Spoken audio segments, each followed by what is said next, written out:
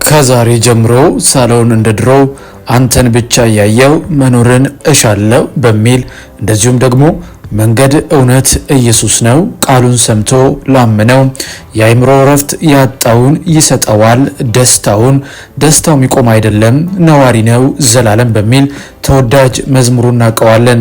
ታዲያ በእነዚህ የወንጌልን እውነት በሚናገሩ መዝሙሮቹ ብዙዎቻችን ተባርከናል፣ ብዙዎቻችን ተጽናንተናል።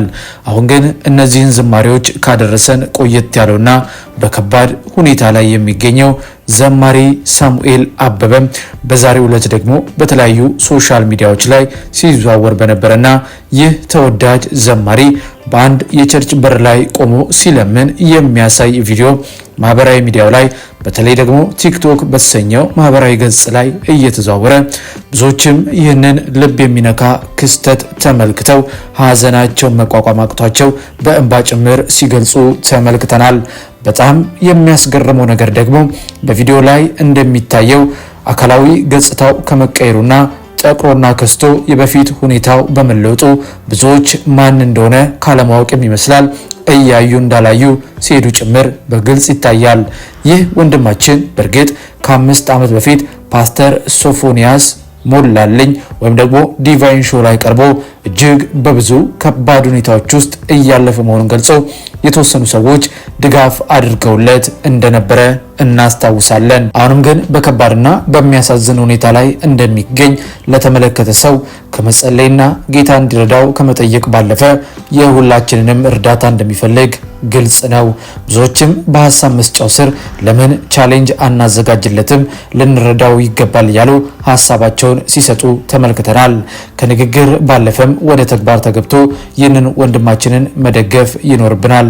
በሰሞኑ እንኳን ማህበራዊ ሚዲያው ላይ እንደተመለከታችሁት በኦርቶዶክስ ቤተክርስቲያን ዘማሪ የነበረን አንድ ወንድማችን እንደዚሁ እንደ ሳሙኤል አበበ አይነ ስውር የሆነና ልበ ብርሃን የሆነ ወንድማችንን ለመርዳት ርብርብ ሲያደርጉ ተመልክተናል።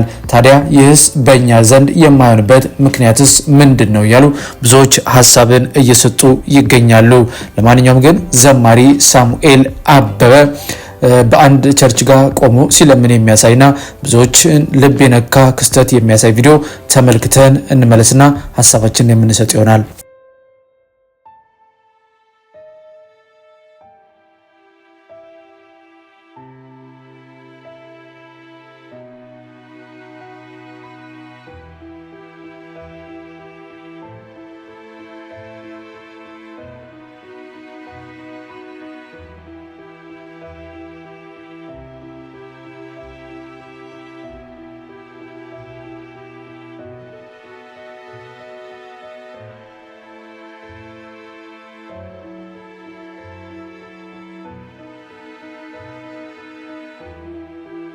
እንግዲህ ውድ የይሁን ሚዲያ ቤተሰቦች በቪዲዮ ላይ እንደተመለከታችሁት ነው። በጣም የሚያሳዝን ነው። ዘማሪው በአንድ ቸርች በር ጋር ቆሞ ሲለምን የሚያሳየን ቪዲዮ መመልከት በእውነት እጅግ ልብን ይነካል። በተለይ ደግሞ በቪዲዮ ላይ ብዙዎቻችሁ እንደተመለከታችሁት እኛም በመግቢያችን ላይ እንደነገርናችሁ አካላዊ ገጽታው ከመቀየሩ አንጻር የድሮ ሁኔታው ላይ ካለመሆኑ የተነሳ ብዙዎች ያላወቁት ይመስላል። በቪዲዮ ላይ ትተውት ሲሄዱ ነው የሚያሳየው። በዛ መሀል ግን ደግሞ አንዳንዶቹም እንግዲህ አውቀውትም ችላ ከማለትም ሊሆንም ይችላል። እንግዲህ ስለ ሁኔታው እርግጠኛውን መናገር አንችልም። ይህ ቪዲዮ በተለያዩ ማህበራዊ ሚዲያዎች ላይ በተለይ ቲክቶክ ላይ በብዛት ሲሰራጭ ነበረ። ብዙዎችም እንዳልናቸው ሀሳባቸውን እየሰጡ ነው። እንደዚህ አይነት ሁኔታዎችን መመልከት እንግዲህ በእውነት እጅግ ልብ የሚነካ ነው። እንዴት አንድ ሰው ይጠፋል? የሚያስተባብር ቢያንስ ይህንን ወንድማችንን መደገፍና ማገዝ አለብን። እኛም እንደ አንድ ሚዲያ ኃላፊነታችንን ለመወጣት ነው ይህንን ጉዳይ ወደ እናንተ ያቀረብ ነው። በተለይ በበጎ ስራ ላይ የሚሰሩ ወንድሞቻችን ይህንን ወንድም ጠጋ ብለው ማየት ቢችሉ መልካም ነው ብለን እናስባለን። ለዚህም እንደ ምሳሌ እንደነገርናችሁ በኦርቶዶክስ ቤተክርስቲያን አንድ ዘማሪ የሆነ እንደ ሳሙኤል አበበ አይነ ስውር ሆኖ ልበ ብርሃን ግን የሆነ ወንድማችንን መኪናና ቤት ለመግዛት ቻሌንጅ እንደሚጀመር አይተናል። ስለዚህ አንዳንድ መልካም ነገሮችን ደግሞ መለማመድ የግድ ይለናል።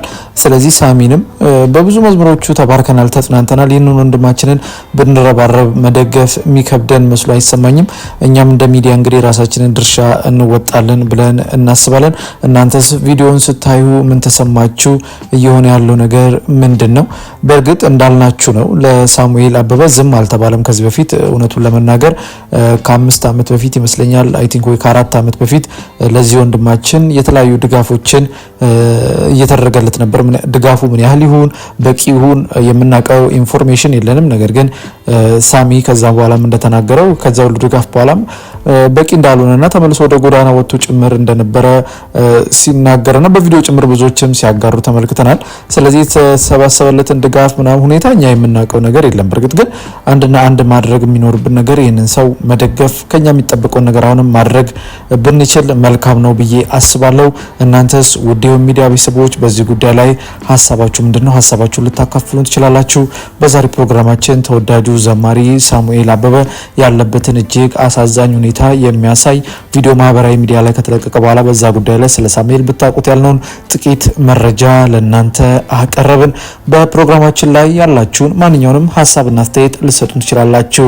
እኛም ደግሞ እናንተ ብትሰሟቸው ብታውቋቸው ያልናቸውን መንፈሳዊ መረጃዎች ወደ እናንተ ማቅረባችንን እንቀጥላለን።